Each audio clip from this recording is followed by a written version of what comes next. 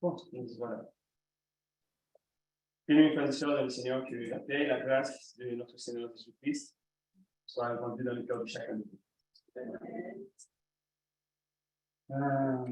Mon Père est exalté ce matin. Je suis très content d'être avec vous ce matin.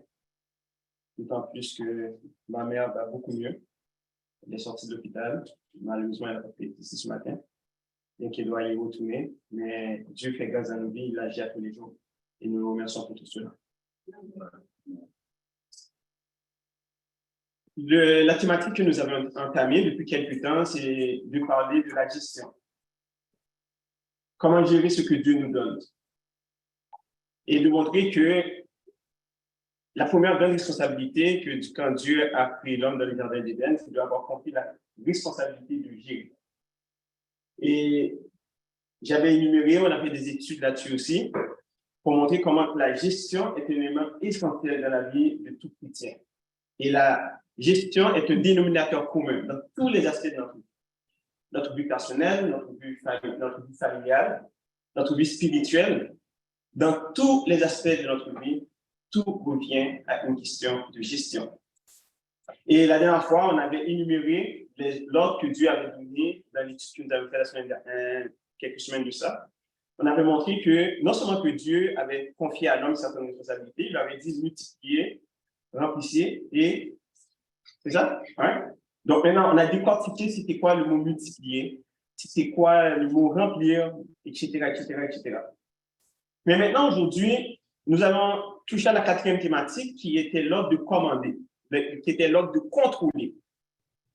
Et Dieu, c'était une instruction que Dieu avait donnée à l'homme dans le jardin d'Éden. Il avait dit de contrôler sa création. Et le mot ici, contrôler, veut dire être en contrôle de son environnement. C'est bien ça, hein? Être en contrôle de son environnement, de tout ce qui l'entoure. C'est de maîtriser son environnement. C'est de savoir, de maîtriser, de connaître tous les aléas, afin qu'on puisse le doter, qu'on puisse contrôler quelque chose, il faut le comprendre. On est d'accord? Si je ne comprends pas quelque chose, je ne peux pas le contrôler. Donc, et on a aussi parlé aussi que chacun de nous aussi, que Dieu nous avait donné un cadeau. On est d'accord avec nous? Vous vous rappelez de ça? Et qu'on avait dit qu'à l'intérieur de chaque semence, il y avait une forêt. Et qu'en nous, chacun de Dieu a planté une semence. Et cette semence-là, maintenant, on avait pris l'exemple d'une mangue que je mange. Et si je prends cette mangue-là et je la mets dans la terre, cette mangue-là va pousser, ça va donner un manguier. Ce manguier-là va donner des tonnes et des tonnes de mangues. Okay, on va dire 200 mangues. Mais si je prends ces 200 mangues, maintenant, je les mets dans la terre, ils vont tous reproduire aussi des manguiers aussi. Et ces manguiers, à leur tour, on peut construire une forêt. Et le potentiel que Dieu a mis en chacun de nous, c'est ce potentiel-là qui existe en chacun de nous. Et malheureusement, l'ennemi veut nous faire croire que le talent que nous avons reçu de Dieu ne vaut rien. Et nous y croyons. C'est pour ça qu'on n'exploite pas notre plein potentiel. Comme j'avais dit, l'important, ce n'est pas d'être là. L'important, c'est de faire la différence. Et aujourd'hui, c'est ce que nous allons voir un petit peu dans le message que nous allons, les quelques minutes que nous allons passer ensemble ici pour discuter. Et maintenant, quand vous avez découvert ce talent que Dieu vous a donné, ce potentiel qu'il a mis en vous, vous avez une responsabilité de la développer. Vous avez une responsabilité aussi de la faire croître aussi. Vous devez la maîtriser. Et c'est comme ça que vous allez pouvoir avoir un impact autour de vous. Mais malheureusement, qu'est-ce qui arrive avec les chrétiens de nos jours? Si on va parler de façon générale, le plus grand frein, le plus grand danger pour tout être humain ou pour tout chrétien, c'est ce qu'on appelle la complaisance. Et si on va dans le dictionnaire français, on va définir ce qu'est la complaisance. La complaisance veut dire que c'est une disposition à s'accommoder au goût, au sentiment d'autrui pour lui plaire. Aussi, il y a une autre définition qui dit que sentiment dans lequel on se complaît par faiblesse, par vanité ou par autosatisfaction. Mais moi, je préfère la définition anglaise. Les définitions anglaises sont un petit peu plus de sens, parce que des fois, le français, c'est même compliqué. Hein. On dit beaucoup de mots pour dire petites choses comme ça, mais des fois, quand on va aller chercher d'autres interprétations dans notre langue, on voit que la profondeur et l'effort même du mot, des fois, on le perd dans le français. Des fois. La complaisance, c'est quoi? c'est un sentiment de calme. C'est une paix qu'on a par rapport aux habiletés qu'on a, sans entrevoir un danger potentiel. C'est un sentiment d'une fausse sécurité qui souvent nous fait pas voir le danger qui nous guette. C'est ça la complaisance. Parce qu'on est confortable. On est dans une zone de confort. Malheureusement, la complaisance n'est pas toujours bonne. Elle peut être bonne dans certaines occasions.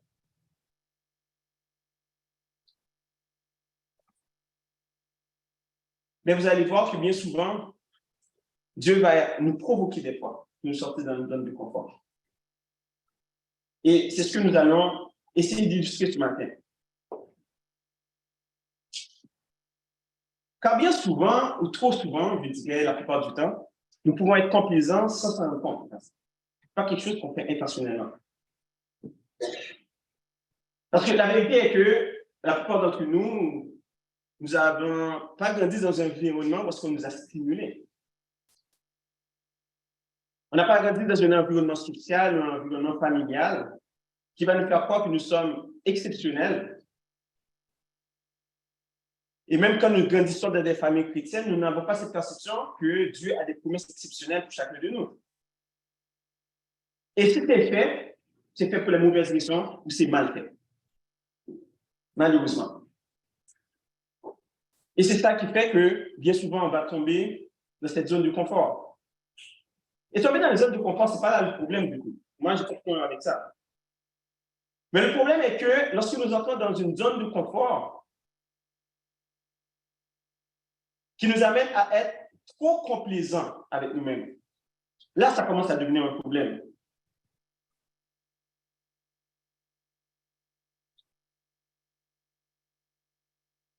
Parce qu'en vérité, qu'est-ce qu'il y a de mal à vouloir être confortable, à vouloir être bien?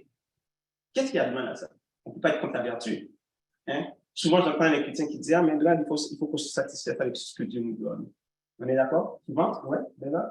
Alors, les oiseaux du ciel, le ciel, nous voitons, mais Dieu prend soin de se contenter. C'est ça?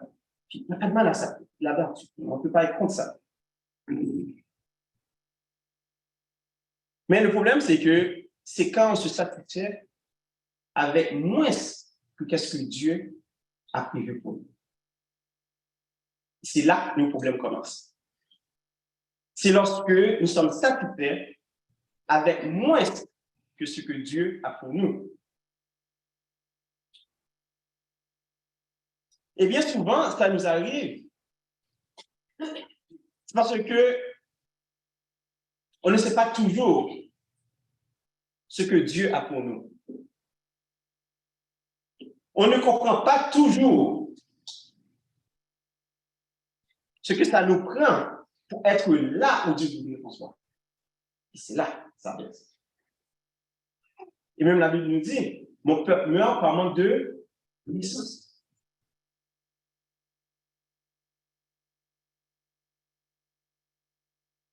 Et on va cheminer graduellement dans cette étape-là pour comprendre cet état d'esprit.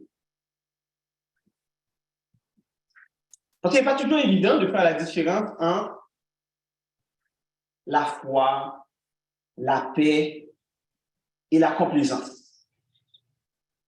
Et comment faire cette distinction entre les deux?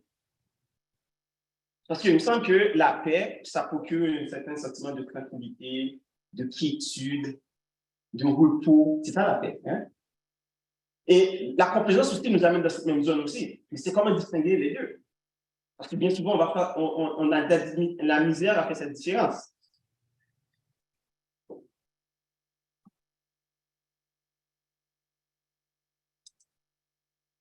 La différence entre les deux, je vais la faire comme si, on va se comparer comme si le premier jour qu'on avait commencé un travail. Vous vous rappelez votre premier jour sur votre job là? J'étais brûlé, vous entrez là, comme c'était comme des fusées là partout, là, c'est comme. Tout le monde vous regarde avec nous, on dit, mais ça a beaucoup d'énergie, ça prend beaucoup d'énergie. C'est de comparer cette première journée à notre 5e, notre 10e année de notre travail. qui va nous aider à faire la différence entre la paix et la complaisance. C'est lorsqu'on sortait avec on venait de rencontrer nos copines, nos copains. Hein? On venait les rencontrer, c'était toujours mon Dieu. Tu sais, je me rappelle, là, moi, là, je sortais avec ma femme, là, à l'époque. J'apportais sur mon dos, par moment. Des fois, là, c'est comme j'apprenais dans mes bras, parce que je voulais pas qu'elle. Vous comprenez? Après 20 ans de mariage, maintenant, c'est la différence entre la première journée quand je l'ai rencontrée et après que je me suis marié avec elle. 24 ans plus tard que nous sommes ensemble.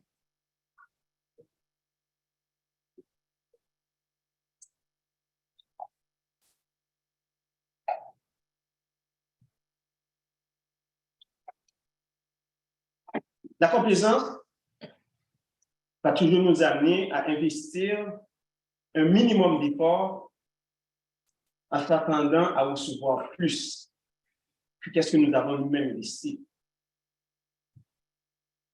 La complaisance nous rend dans un état d'esprit où on se dit que vous n'avez plus à donner le meilleur de vous-même, qu'on n'a plus à donner le meilleur de soi-même. Parce que l'objectif que nous avions visé, l'objectif a été atteint.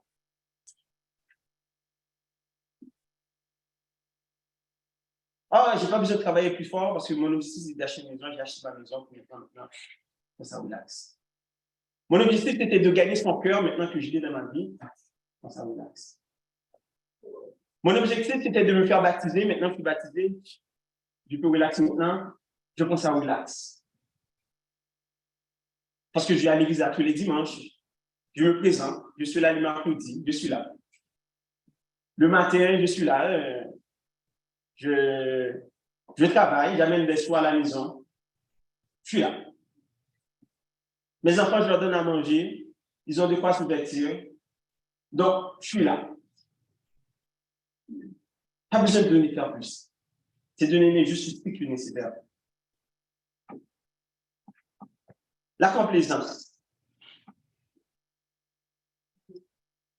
La complaisance va toujours commencer lorsqu'on arrête de donner le meilleur de soi-même pour être là où Dieu s'attend que nous soyons. Et malheureusement, nous vivons dans un monde qui va opposer deux visions. Et ces deux visions-là sont aussi dangereuses les unes comme les autres. Et nous allons entrer un petit peu au sujet. Suivez-moi, restez avec moi, vous allez voir, on va entrer dans des zones qui sont un petit peu très sensibles des fois. La première zone, deux visions qui s'opposent dans le monde, on va avoir tendance, c'est le sentiment d'une éternelle insatisfaction, qui est tout à fait l'opposé lui aussi de la compétence aussi. Mais les deux sont dangereux. C'est d'avoir ce sentiment d'une éternelle insatisfaction, que donner son meilleur n'est pas assez. On peut toujours faire mieux. Hein? On passe sur le point, je ne sais pas en quoi si ça vous allez me dire. Même quand on se parle des fois, j'ai donné mon max, tout le monde applaudit, hein? Je dis, ok, je devrais faire mieux. Ce sentiment qu'on ne fait jamais assez.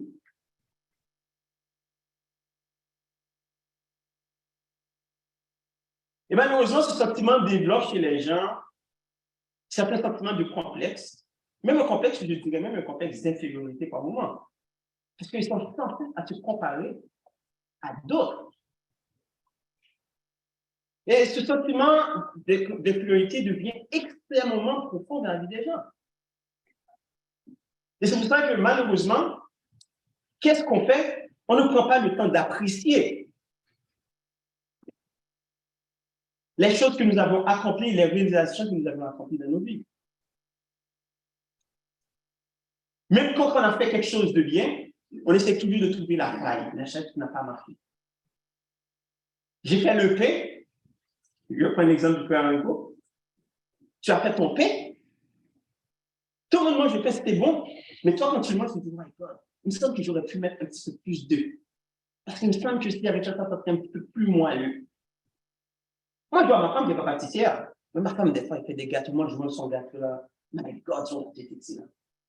Mais est-ce que tu le défoules dans son gâteau? Ah, mais tu sais, comment ça s'appelle là, l'enrobage aurait pu être un peu plus stiff. Ça ne colle pas. Mais pourtant, que moi, je mange excellent parce que moi, je ne peux pas faire des gâteaux. On va monter sur un stage, tout le monde nous applaudit. Mais pendant qu'on est sur le stage, on est en train de penser à ce qu'on a pu faire de différent. Et malheureusement, qu'est-ce que ça fait? Ça pousse, ça pousse, ça pousse, sans arrêt.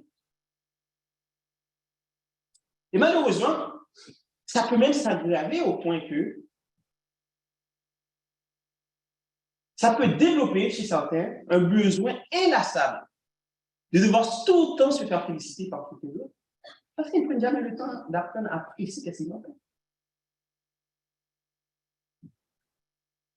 Et même quand on les applaudit, c'est jamais assez.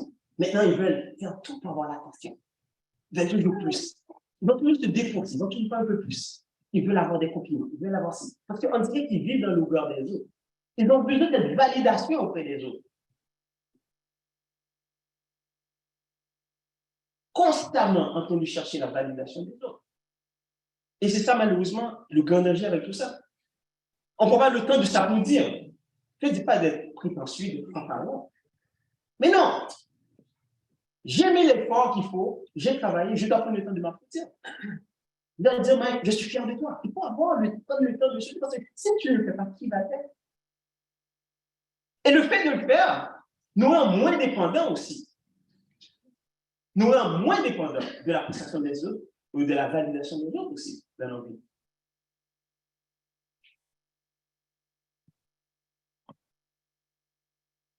Et c'est pour ça, des fois, on est dans des situations où on rentre dans des couples ou dans des relations, peu importe amicales ou familiales, qui sont énergivores.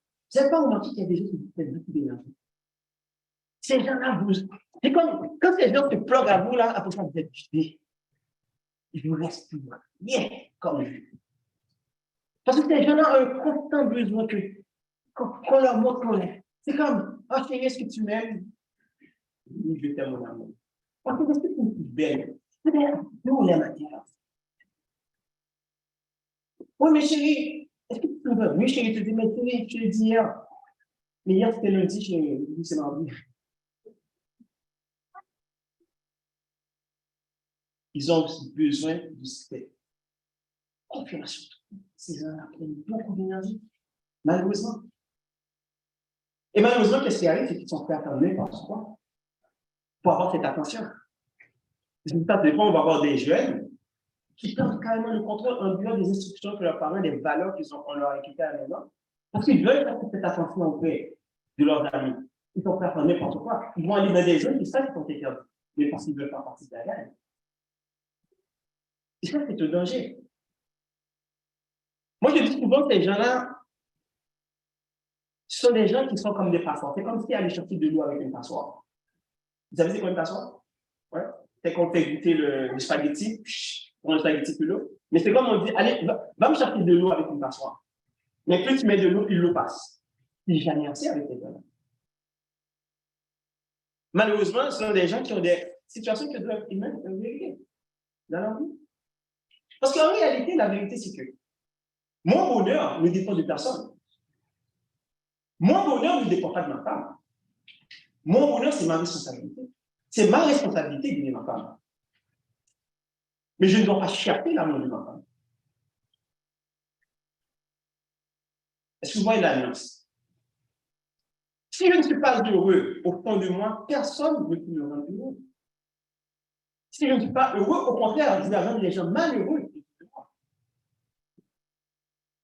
Parce que je vais exprimer de la frustration, je vais exprimer un paquet de sentiments qui va rendre pénible la vie des gens qui sont autour de moi. Donc, avant de penser au bonheur des gens, il faut d'abord que je pense à travailler sur moi-même avant de. De ne pas tout le temps avoir ni chercher la validation de ma femme, que je suis bon bonheur. Si je ne sais pas, moi, me regarder dans le miroir que je suis bon bonheur, et c'est just too bad. Parce que autant de femmes que la femme va me dire, ça ne sera jamais ainsi suffisant.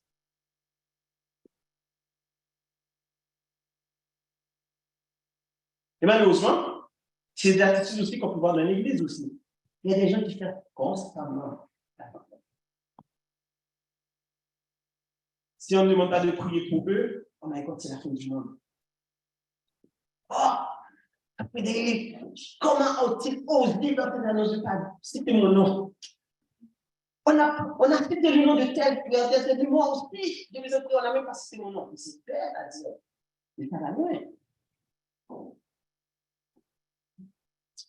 Mais en réalité, c'est quoi la raison? C'est parce qu'en réalité, il y a une vraie dissonance. Parce qu'on va dire à la personne, qu'est-ce que la personne est? Au fond d'elle, vraiment. Quelqu'un qui n'a pas confiance en elle, aura beau la dire qu'elle est intelligente, mais de sa tête, elle ne se voit pas intelligente. Donc, peu importe ce qu'on lui dit, ça ne marche pas. Donc, malheureusement, quand on est chrétien, on est dans cette situation, ça nous conduit inévitablement à vouloir vivre dans les yeux des autres au lieu de vivre pour Dieu. On vit inévitablement dans le regard des autres au lieu de vivre pour Dieu. Et c'est pour cela, comme j'ai dit tantôt, il faut prendre le temps de s'appliquer. Quand nous avons le sentiment d'avoir donné le meilleur de nous-mêmes. Je ne parle pas ici d'applaudir dans le mal parce que j'ai pas reçu, parce que j'ai rien fait, puis je m'applaudis comme ça, là. Mais quand je sens que j'ai donné le meilleur de moi-même, j'ai mis la sueur dedans, j'ai fait les efforts qu'il fallait, j'ai fait tout ce qu'il fallait. Je dois prendre le temps de m'applaudir. On doit prendre le temps de ça. Et c'est très, très important. Et ceci, c'est pas seulement quand le travail est compliqué. Tout au long du parcours, il faut s'applaudir. Il faut rendre grâce à Dieu pour chaque étape que nous avons franchie dans notre vie. Même si nous n'avons pas encore atteint la destination finale. Parce que pour les efforts que nous avons consentis, bien souvent, c'est au prix de certains sacrifices.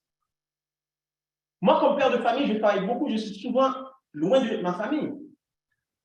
Mais c'est au sacrifice. Ce temps-là, j'aurais pu passer plus de temps avec mes enfants, plus de temps avec ma femme. Mais quand je rentre à la maison, je dois avoir ce sentiment de satisfaction de dire, mission accomplie, travail well done.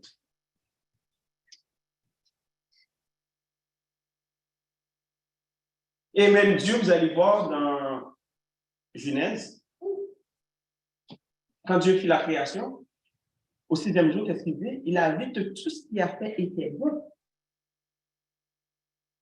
Dieu lui-même, tout ce qu'il fit était bon. Dieu s'est complimenté d'avoir bien fait, alors que le processus de la création était incomplété.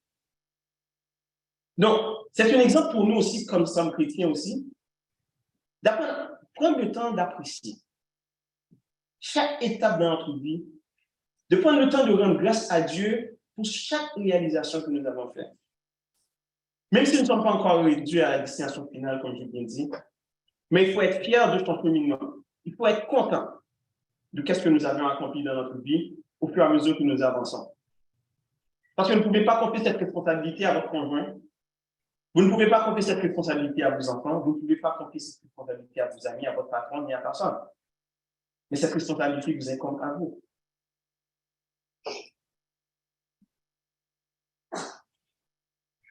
De l'autre côté, à l'opposé, on va trouver l'autre sujet aussi qui est aussi dangereux que le premier, de l'éternelle satisfaction. Nous allons parler de la complaisance une fois de plus. C'est le sentiment que ce que Dieu nous a donné ne nécessite plus d'efforts de notre part. Moi, je n'ai pas à faire plus d'efforts. Oh, c'est Dieu qui me l'a donné, mais quand Dieu donne, Dieu donne. Moi, j'aime entendre ça. Quand Dieu donne, Dieu donne. C'est comme si tout d'un coup, parce que Dieu m'avait donné quelque chose, et puis tout était mis sur un verrou, tout était cadenassé dans un coffre-fort placé à l'abri de tout. Il n'y a pas de danger. Je n'ai pas à faire plus d'efforts, je n'ai pas à mettre plus de courage, je n'ai pas à entretenir quoi que ce soit. Parce que Dieu me l'a donné, c'est garanti.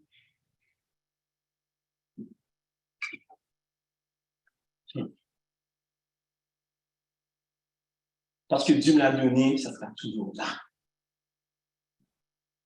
Il n'y a pas de risque que je le perde. Je dirais que même le ciel n'est pas gratuit. Même le ciel n'est pas gratuit.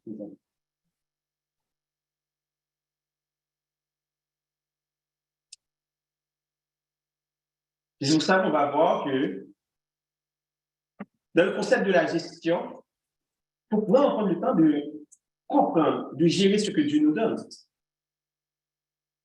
Et dans ce question de gestion, ça fait une bonne, parce que j'ai toujours dit que la pauvreté n'est pas un concept divin. La pauvreté est un concept humain. C'est la vidité de l'homme. C'est la mauvaise gestion des ressources qui sont disponibles qui cause la pauvreté. Une église qui fonctionne mal, c'est un problème de gestion. Une compagnie qui fonctionne mal, c'est une question de mauvaise gestion. Tout nous ramène à la gestion.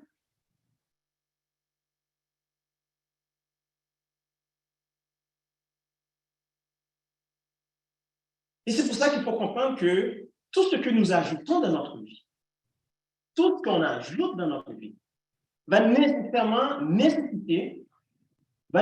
recueillir une certaine attention, va nécessairement recueillir un certain effort, va nécessairement, inévitablement, demander une forme de gestion. Tout ce qu'on ajoute dans notre vie va demander une forme de gestion. Et va demander un peu de nous aussi. C'est pour ça qu'il faut faire attention de ne pas seulement ajouter. Parce que si j'achète une voiture, je comprends bien, il faut que je mette de l'huile dedans, il faut que je mette de l'essence dedans, il faut que j'entretienne. Maintenant, par-dessus la voiture, maintenant, j'ajoute un chien. Mais mon chien, il faut que j'aille le promener. Il faut que j'emmène chez le vétérinaire. Il faut que j'en prenne soin. Par-dessus, je m'achète une maison. Mais cette maison, il faut payer l'hypothèque. Je dois payer les taxes. Je dois entretenir cette maison. Mais je dois couper le gazon. Je dois faire le paysagement en avant parce que si mon paysagement n'est pas là, les voisins vont venir me voir, frapper à ma porte. Et monsieur, là, qu'est-ce qui se passe avec le gazon là? Tout ce que vous ajoutez dans votre vie va nécessairement, obligatoirement, recueillir un effort de votre part, une énergie, ça va nécessairement nécessiter une certaine gestion. C'est un concept qu'il faut retenir fortement dans votre tête au fur et à mesure que nous allons avancer.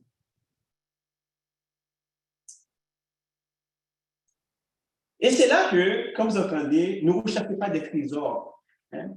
C'est ça même la Bible nous dit, n'amassez pas des trésors qui sont périssables. Et tout ça aussi, ça rentre dans le semence. Donc, si des trésors, vous ajoutez. Pourquoi?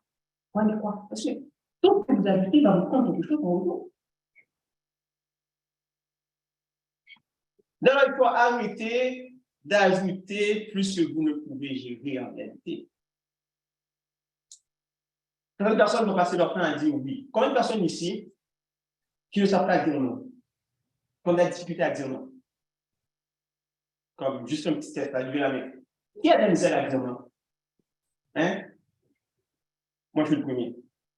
J'ai de la misère à dire non. Moi, je me rends compte au bureau, là, cette année, j'ai pris une résolution que j'ai changé beaucoup de choses dans ma vie. Parce que j'ai appris à dire non. Mon Dieu, ça sauve. Je rentre au bureau, je passe mon temps à répondre aux questions de tout le monde. Mais moi, ce que j'ai à faire, là, des fois, là, je vais prendre chez moi. Je dois continuer à faire avec moi parce que je n'ai pas eu le temps de faire ce que j'ai dû faire au bureau. Il arrive que des fois, il est 2 heures du matin, je travaille encore. Je dois me lever à 4 heures du matin pour commencer ma journée plus tôt, parce que je n'ai pas eu le temps de le faire parce que j'ai passé mon temps à m'occuper des autres.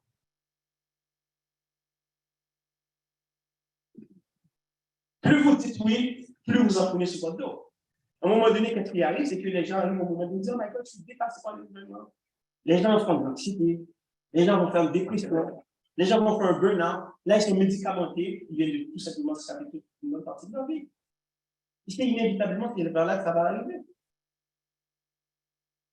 N'oubliez jamais que ce que j'ai dit, tout ce que vous ajoutez dans votre vie va vous prendre quelque chose en retour, va vous enlever quelque chose. Chaque fois que vous dites oui, c'est un temps que vous n'avez pas pour le Seigneur. Chaque fois que vous dites oui à quelque chose, c'est du temps que vous n'avez pas pour votre famille. Chaque fois que vous dites oui à quelque chose, vous ajoutez, c'est du temps que vous n'avez pas pour vous-même, pour votre propre développement, votre propre cheminement personnel. Dès lors, il faut arrêter d'ajouter tout simplement des choses dans notre vie, comme je dis, plus que nous pouvons gérer vous-même. C'est pour ça que la Bible a dit que à qui beaucoup est donné, beaucoup sera aussi demandé. Et ça amène nécessairement à des frustrations parce qu'on a l'impression qu'on ne finit jamais. On est tout le temps debout, on est frustré parce qu'on n'a jamais le temps. On trouve que 24 heures dans une journée passée. Et même qu'on a fait une autre 24 heures dans une journée, ça ne serait jamais assez. Et malheureusement, souvent, cette frustration va se canaliser vers les gens qu'on aime.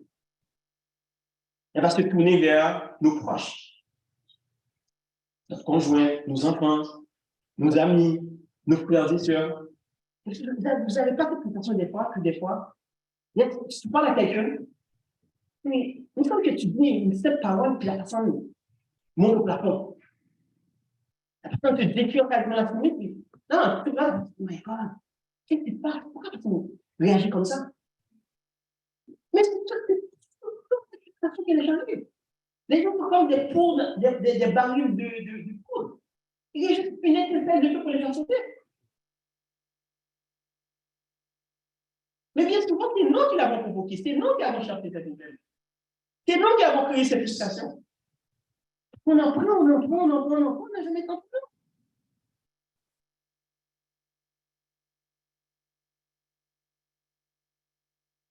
Et moi-même aussi, c'est une réflexion que j'ai dû avoir aussi, par moi. Ça fait, mon Dieu, depuis quand je n'ai pas pu assister au culte du mercredi, aux études du mercredi. Mon Dieu, moi, même plus. Ça fait tellement longtemps. Mais le message que vous avez aujourd'hui, c'est des réflexions que vous faites pour moi-même aussi. Pourquoi j'en prends trop? Le mercredi, je le sais là. Tous les mercredis, je regarde, oh my God, ok, ça va être l'heure de l'étude. Mais il arrive que je suis toujours au boulot à cette heure. Puis finalement, quand je me rends compte, là, j'ai commencé quelques jours. J'ai une dernière question. Ah, ok, viens. Maintenant, je dois partir là. Parce que j'ai là, une question en amène une autre. Finalement, quand je me rends compte, oh my God, j'ai 8 heures. L'étude est finie.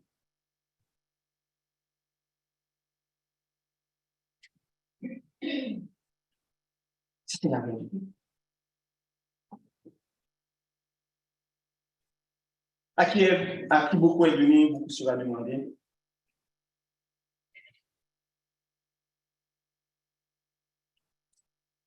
Je comprends le concept de vouloir tendre vers l'excellence. Mais je dis souvent l'excellence a un prix à payer. Et souvent, on n'est pas conscient du prix à payer pour l'excellence, pour être meilleur dans ce qu'on fait.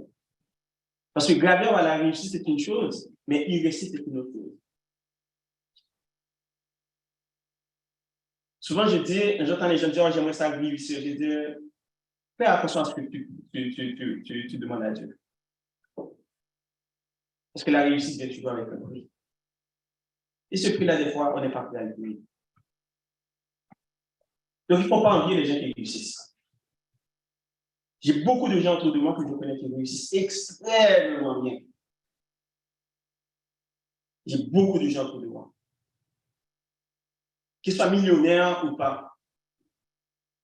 Quand je leur pose la question, souvent, les gens voient le succès, mais les gens ne connaissent pas tout l'effort, tout ce que ça prend en arrière. Le prix qui doit être payé pour. Souvent, c'est des familles dysfonctionnelles, c'est des divorces qui en ont. Des fois, c'est des enfants qui sont juste pas présents dans la vie des parents parce que les parents étaient tout simplement là. Il y a toujours un prix. Faites attention quand vous demandez pour le succès, pour la réussite de tout ce monde. Au lieu de passer du temps à augmenter notre propre potentiel, au lieu de prendre le temps de développer le talent que Dieu nous a donné, ce cadeau que Dieu nous a donné, a mis en nous chacun de nous. Au lieu de prendre le temps à lire, à travailler nos aptitudes, nos habiletés, au lieu de prendre le temps à lire la parole de Dieu, on a tendance plutôt à prendre Dieu pour acquis. Et c'est ça que la prophétie ancienne, c'est qu'on arrive à un point où on prend Dieu pour acquis. On prend les autres pour acquis. En pensant que Dieu nous a donné, et tout est sous verrou, comme je disais tantôt. Tout est garanti. Ah oui, parce que c'est fait, c'est réalisé. C'est Dieu qui me l'a donné. Malheureusement, j'ai une mauvaise nouvelle à vous annoncer. Vous n'avez jamais rien eu et vous n'aurez jamais rien sous Dieu. Rien n'est garanti à vous. L'emploi que vous avez actuellement n'est pas garanti. Même si c'est Dieu qui vous l'a donné. Les emplois que vous avez dans votre vie ne sont pas garantis. Votre conjoint n'est pas garanti. Votre époux n'est pas garanti. Votre couple n'est pas garanti. Votre maison n'est pas garantie. Rien. Même votre salut n'est pas garanti. Je voudrais que l'apôtre Paul a dit en 2 Timothée, chapitre 4, verset 7, j'ai combattu le bon combat, j'ai achevé la foi. J'ai gardé la foi. C'est pour ça que vous allez voir plus tard aussi, désormais la colonne de justice est réservée. Le Seigneur, le juste juge, me la donnera en ce jour-là. Et non seulement à moi, mais à tous ceux qui auront aimé son avènement. Et c'est pour ça que Matthieu, chapitre 24, verset 13, nous dit, celui qui persévérera jusqu'à la fin sera sauvé. Il n'a pas dit celui qui persévérera, mais c'est celui qui persévérera jusqu'à la fin qui sera sauvé. Et l'exemple de Moïse, c'est l'exemple parfait. Moïse a tout fait, mon Dieu. Moïse a tout fait. Qu'est-ce que Moïse n'a pas fait? Le seul être, le seul homme vivant qui a pu dire qu'il a été le plus proche de la présence de Dieu. Moïse a désobéi, il n'est pas entré dans la promesse. Et que même à sa mort, l'ange a dû disputer son corps avec Satan. Donc, il n'y a rien de garanti dans la vie. C'est pour cela que, pendant que vous avez l'occasion de témoigner votre amour à vos proches, pendant que vous avez l'occasion d'en prendre soin, pendant que vous avez l'occasion de les chérir, pendant que vous avez l'occasion de faire la différence dans le monde, pendant ce temps que vous avez la possibilité de lift up le frère, de vous encourager les uns les autres, de vous traiter avec révérence, de vous traiter avec amour, pendant que vous avez encore l'occasion de le faire, faites-le. Parce que la réalité, c'est que si vous ne le faites pas, vous risquez de perdre ce que vous avez. Hier, malheureusement, je n'ai pas pu être là pour la cérémonie qu'on faisait pour le frère. J'avais déjà un engagement. Puis Sarah m'a dit, Mike, je ne peux pas ne pas y aller. Vous savez pourquoi tu m'as dit ça? Parce que là, maintenant, j'ai le regret de ne pas arrêter le voir pendant qu'il était malade.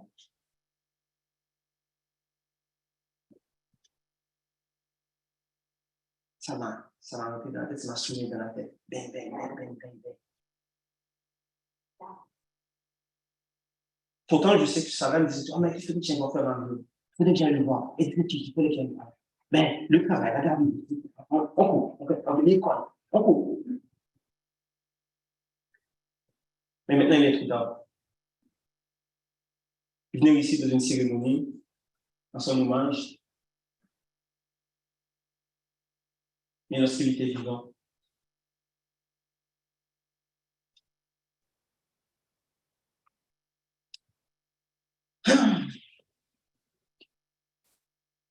Si vous ne gérez pas votre salut, vous le perdez aussi.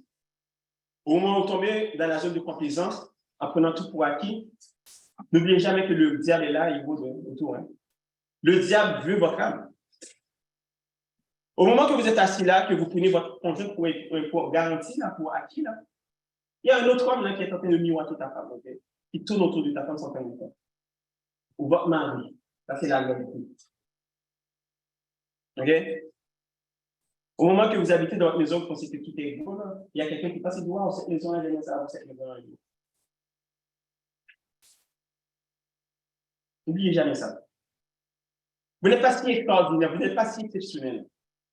Vous n'êtes pas si spécial que ça. Que ça mérite seulement que vous soyez présent seulement. Et vous juste être là. Non, ça ne fonctionne pas cette affaire-là. La complaisance ne fait rien. Vous devez travailler fort, vous devez toujours y mettre du sien, même si c'est Dieu qui vous donne. Et c'est pour cela qu'il faut ajouter dans toutes les choses dans votre vie. C'est comme si vous prenez un galon de 1 litre, vous voulez le transposer comme un galon de 3 litres dans un galon de 1 litre. Ça ne fonctionne pas. Parce que le défaut de la complaisance, c'est que le défaut de la complaisance s'attend à ce qu'on soit récompensé pour les efforts qu'on n'a pas mis. Elle nous amène à prendre les gens pour acquis. En pensant qu'ils sont toujours là, indépendamment de ce qu'on fait. De penser que je serai sauvé indépendamment parce que je suis baptisé, parce que je suis devenu chrétien, que mon salut est garanti au moment que je suis baptisé. Non, c'est pas comme ça que ça fonctionne.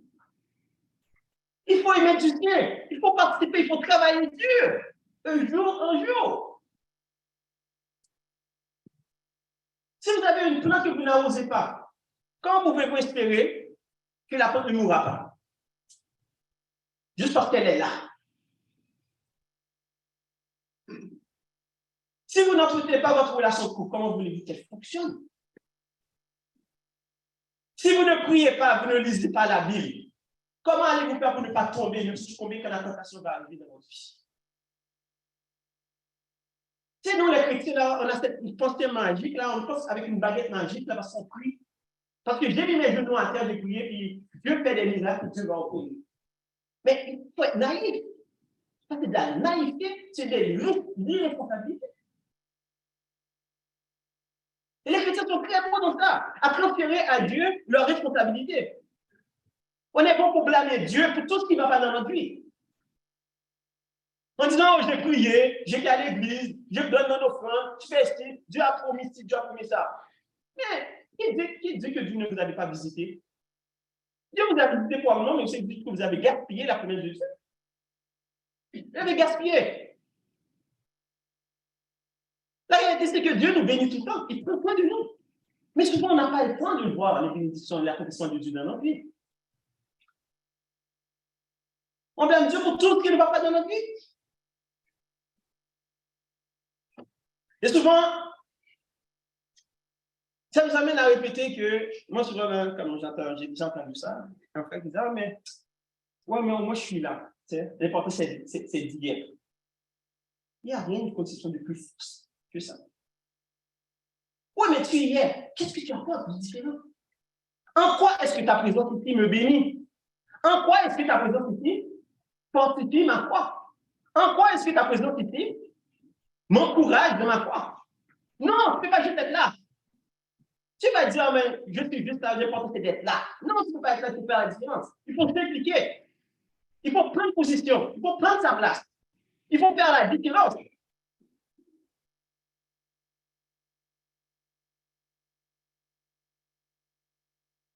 Comme je disais tantôt, on t'attend à être célébré pour des choses qu'on n'a pas fait. Comment une mère peut s'attendre à être célébrée, à être honorée par ses enfants quand tu as été une mauvaise mère, Comment un père de famille peut réclamer, oh, moi je suis la tête de la famille? Quand tu n'es jamais là, tu es irresponsable. Tu ne pourras même pas observer ta famille. Puis tu t'attends que tes enfants vont t'honorer. Comment peux-tu espérer être sauvé, aller au ciel? Qu'est-ce que tu as fait pour gagner le salut, pour mériter ton salut? Mais tu veux être célébré. Célébré de quoi? Qu'est-ce que tu as fait? Sur quelle base va-t-on honorer quelqu'un pour n'avoir rien fait? Si tu n'as pas d'effort, il n'y aura pas de résultat. Et c'est ça que des fois, je vois des gens, j'aime ça me comparer. Oh oui, moi j'aime ça que, oh, mais c'est quoi j'entends? Oh, mais tu vois comment telle femme traite son mari. Et toi, qu'est-ce que tu as fait pour mériter ça? Hein? Tu ne donnes pas d'attention à ta femme, tu t'en occupes pas, puis tu veux qu'elle te traite de la même façon que ta voisine traite son mari. Hein? Ah, mais regarde comment les enfants de telle personne la traitent, sont super simples. Mais toi, qu'est-ce que tu as fait pour mériter l'attention, pour avoir l'amour de tes enfants? Puis tu t'attends que tu n'as rien fait, puis tu t'attends que tes enfants vont tout d'un coup te rouler le tapis rouge. Waouh! Et malheureusement, qu'est-ce qui arrive avec les gens qui sont comme ça? La complaisance nous retienne. Et c'est ça que Dieu a dit, tu n'es ni feu ni foi. Tu te vomirais. Parce que les gens complaisants, ce sont des gens indifférents.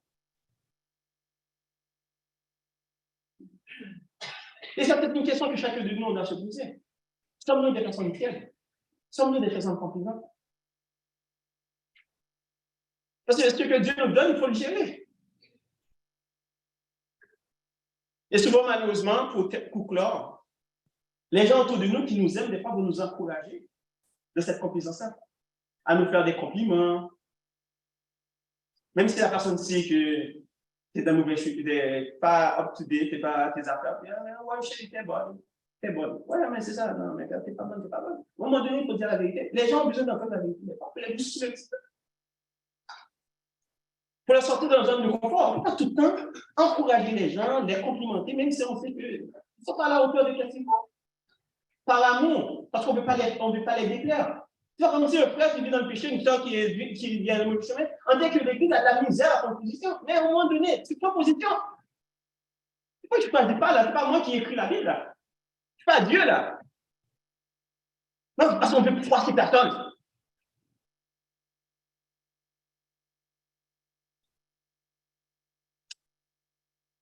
Et malheureusement, on va continuer dans un autre message. C'est de montrer que la complaisance, souvent, les épreuves de la vie, Dieu va utiliser souvent les épreuves de la vie. Dieu va mettre des gens méchants dans votre chemin.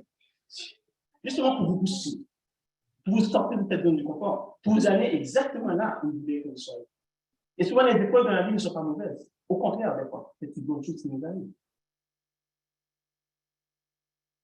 Donc, mes bien-aimés, frères et sœurs, ne soyez pas complaisants. Ne prenez pas ce que Dieu vous donne pour acquis. Ça, c'est le message. Gérez ce que Dieu vous donne. Faites une gestion saine de ce que Dieu vous donne. Et c'est comme ça que vous allez croître dans votre vie familiale. C'est comme ça que vous allez croître dans votre vie personnelle. C'est comme ça que vous allez croître dans votre vie professionnelle. C'est comme ça que vous allez croître dans votre vie. Que le Seigneur soit avec chacun.